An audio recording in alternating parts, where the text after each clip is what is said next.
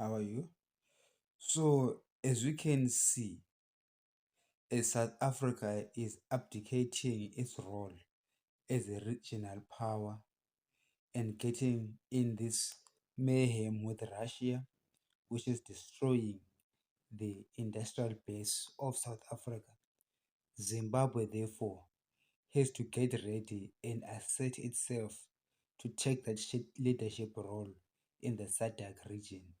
First, by removing this Russian agent who is Idim Nangagwa in Harare, and installing a pro-Western government, not because we just love the United States, but because of the reasons I have outlined in the previous video, that this Russian influence in the region is going to be destroying our economies, turned Zimbabwe into a failed state, and it is now uh, transforming the last crown jewel of the region, which is South Africa, into a failed state as well.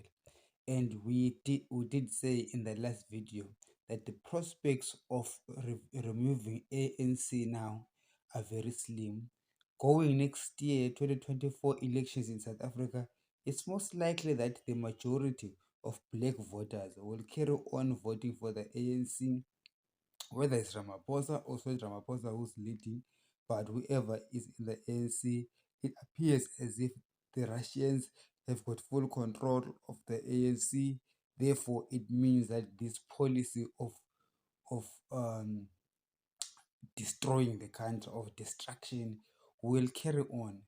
ESCOM problems will persist, therefore leading to the deindustrialization of South Africa. If that happens, that will be a travesty, because South Africa is a home to a lot of the labor force in the region, not just Zimbabweans. There is also Malawans, Zambians, there is Congolese, Tanzanians, um, Burundians. All these people who find work in South Africa because of the massive industrialization in South Africa. In a situation where Putin's influence on the ANC leads to this policy of creative destruction, or is deliberate destruction of the economy, then you are going to see a poverty rate rising across the whole region of Southern Africa. So drastic measures have to be done. Therefore, if it's not South Africa that we cannot save, then it means that other countries have to shape up and take the task of leadership. And therefore, I envision Zimbabwe as that one country that can rise from the ashes and take over. But for that to happen, ZANU PF must score, because with ZANU PF in power, ZANU PF is also influenced by Putin, these Russian oligarchs, whose only business in any country is to benefit the leaders to the detriment of the whole economy. The black people who are going to vote for the ANC, and even those that vote for ZANU PF, they still are living in this dream world, in this lie that Russia is our friend. They helped to liberate us. Now here's the thing: Russia did not liberate black people. Russia just helped our black leaders from. They helped our black leaders to take power from the previously white regimes.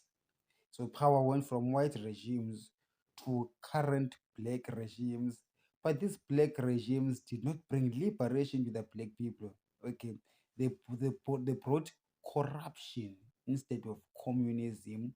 And so, therefore, Russia indeed is a partner to the black regimes that took power from the white regimes, but did not bring freedom to the majority of black people, because poverty rates have increased in the black communities ever since the white or British or European governments failed. So I do not see any justification for a continuation with this praising Russia and Putin, to say that they did us a favor, therefore we owe them something. No, it's the politicians who owe Russians a favor, because it is the politicians who have joined the elite class, whilst the rest of the poor classes have remained like that, most largely. Well, in South Africa, you can say that there was some basic improvement. They would do have a middle class black economy, but however, the majority of black South Africans are still suffering under the scourge of poverty. Poverty can be eradicated. We've seen China lifting people, 800 million people out of poverty. Even the ANC has the opportunity of coming up with policies that can uplift the rest of the black people out of poverty. But then we can see that they've abdicated that role, and they're now pursuing a policy of pleasing the Russians, which is destroying the country of South Africa. Therefore, it becomes necessary that Zimbabwe takes over. And for Zimbabwe to take over, it has to be a non Russian government, a government that is new. So we have to remove ZANU PF completely. Because if we don't remove ZANU PF completely, Zimbabwe and South Africa will go in the same route. When we remove ZANU-PF completely, then the new government will be now geared in a reindustrialization. Now, if Zimbabwe is safe, then it means that the South African capital, therefore, that is being waged war on by Vladimir Putin, does not have to run away to far places like Australia and New Zealand, but it can find a place in Zimbabwe next door, where there is the labor market that they are used to, the people and the cultures that they understand and they used to. After all, they used to visit there during the times of Rhodesia. There's Victoria Falls. There's educated society, and therefore I think that it will be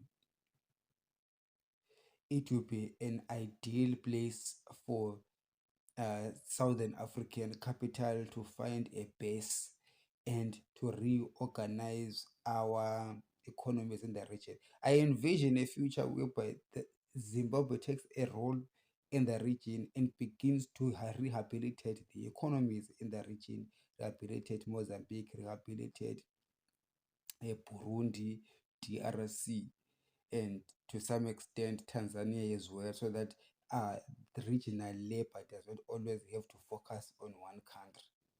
And this is a role that South Africa should have been taking, but because of this Russian input, they're not able to build other countries in the region because they are busy destroying their own. So now, do you see now the need now to to remove ZANU-PF so that we can make way for regional integration and regional success? Thank you very much. As ESCOM in South Africa is being deliberately run down to the ground in order to deindustrialize South Africa, as that is part of Putin's war against the South African capitalist. My mandate as the new president of Zimbabwe was to fix our Zimbabwe Electricity Supply Authority, get our water systems right, building dams, making sure that we industrialize Zimbabwe and be that the industrial base in the region, taking over from a seemingly dying South African economy, which under the ANC is deliberately misgoverned in order to fight white capital. So as we can see, these ZANU PF elites and these ANC elites would love to keep Zimbabwe in a pariah state so that they can carry on looting the mineral resources in Zimbabwe, and at the same time attacking the capital in South Africa, so that when the capital leaves South Africa, the educated people in South Africa leave, it's not only just white people leaving, it's also educated black South Africans who are living for greener pastures in other parts of the world. Then you'll be left with the poor working class in a country with all these natural resources, and therefore what they are doing in Zimbabwe, this elite class of black leaders that are prevalent in Africa will come and do to South Africa what they are doing to Zimbabwe. So you see that these black South African leaders are the same as the black Zimbabwean leaders. They don't care about the rest of their people. So according to them, suffering of the blacks it means absolutely nothing, because this is now a recolonization of Africa. But there is this colonization is not coming from white people. It's colonization that is coming from black people. So that is why now, as the suffering black majority, we need to get our friends right. We need now to see that our black elite class, number one, is not our friend. They are lying to us. They are actually our oppressors, and their sponsor, which is Vladimir Putin and China, are not our friends. They are their sponsor, and therefore the biggest oppressors that we are facing right now. Therefore, to get our friends right, we need to understand now, therefore, that the so-called white monopoly capital really becomes our friend, and the Western powers become our friends, so that we can be able to wage a war against these elite black African politicians who are in cohorts with Vladimir Putin and China to run down our societies for their own personal gain. So this elitism in Africa has to be confronted deliberately and very carefully by aligning ourselves as suffering masses with the most powerful grouping in the world, which is led by the United States of America and the Western countries. And here in Africa, in Southern Africa, our capital, not just the the white capital, but also the intellectuals of Southern Africa need now to understand what is at stake, and not just take flight and go to Western nations, but they must remain behind and fight this good fight of survival, this good fight of having an economy that survives. And for that economy to survive, we need to identify the black elite politicians as our enemy and make sure that we drive them out of power. And ZANU PF has run down the country to the abyss, such that there is nothing deeper than this. It is now imperative for Southern African forces to unite against this scourge of this cancerous ZANU PF, this cancerous politics that is sponsored by Vladimir Putin, which we are seeing now taking hold in South Africa. Therefore, I hope you see now where I am going, that we need to save the Southern African region by removing Idi Mnangagwa from power and installing a proper government, so that our capital and our intellectuals can find a base in Southern Africa that they can use to succeed, and not have to go to other regions of the world. This is our country, this is our territory. We need to fight for it. It's not going to be given to us on a silver plate. Thank you. My name is Ngobani Zondo, and I am running to become the next president of Zimbabwe by removing Idi Mnangagwa from power, because he is illegitimate on so many fronts.